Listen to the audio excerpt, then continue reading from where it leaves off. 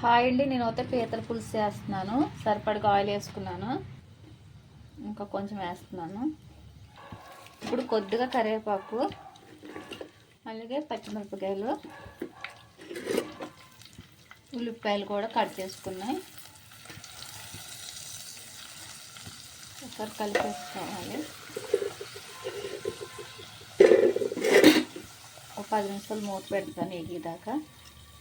ముందుగా అయితే పీతలు కడిగి పెట్టుకున్న దాంట్లో అయితే ఉప్పు కారం కలుపుకోవాలి. ఇప్పుడైతే సాల్ట్ వేస్తున్నాను పీతల్లోను.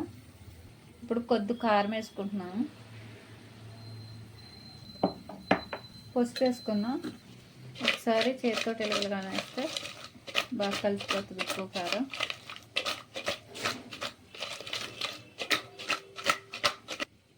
చూసారా, కలిపి పెట్టేసుకున్నాం కాబట్టి ఉల్లిపాయలు వేగిన తర్వాత ఒకసారి మూత తీసి ఉల్లిపాయలు అన్నది వేసుకున్నాం.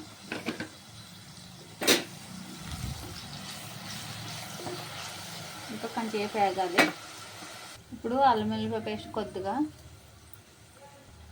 ఒకసారి కలిపేసుకుంటే, పీతల కూరలో కొంచెం ఆయిల్ ఎక్కువ పడుతుంది కాబట్టి మేము ఆయిల్ ముందుగానే ఎక్కువ వేసాం. ఇప్పుడు అయితే నేను కొన్ని వంకాయలు వేస్తున్నాను. వంకాయలు వేసేసుకున్నాను కాబట్టి ఈ యాక్ ముందేనే ఇప్పుడు పీతలతో కలుపుకున్నాం కదా, పీతలు కూడా వేసుకోవాలి.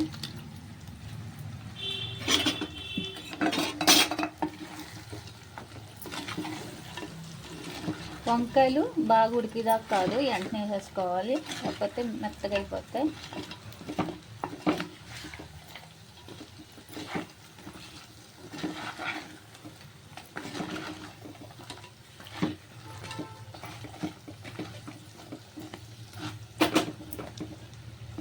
ఇప్పుడు ఒక 10 నిమిషాలు మూత పెడతా.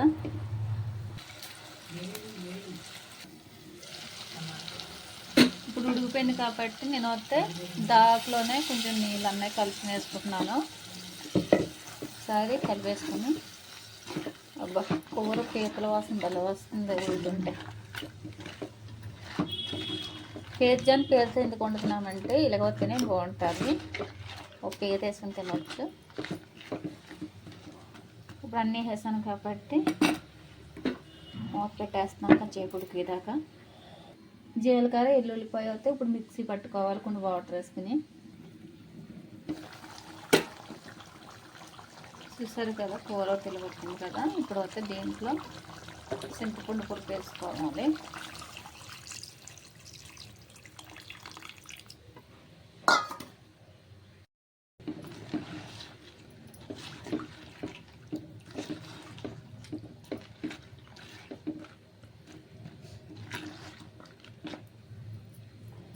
చింతపండు పులుపు వేసిన తర్వాత జీలకర్ర ఎల్లుల్లిపాయ పేస్ట్ కూడా వేసుకోవాలి, మిక్సీ ఆడుకున్నది.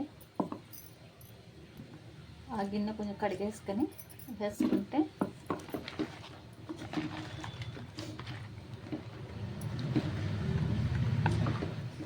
ఈ పులుసు ఇప్పుడు దగ్గరకు వచ్చేదాకా ఉంచుకోవాలి.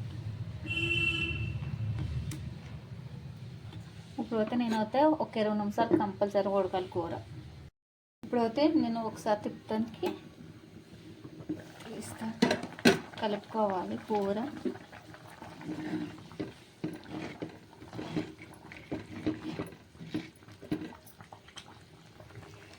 కొత్తలానే ఉడుకుతుంది కూర అయితే. ఇప్పుడైతే నేనైతే మూత పెట్టేస్తున్నాను.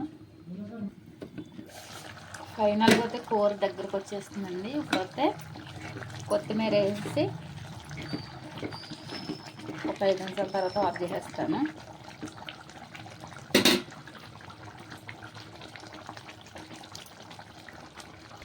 చూస్తారు కదా ఎంత పులుసు వేస్తే ఎంత దగ్గరకు వచ్చేస్తుందో.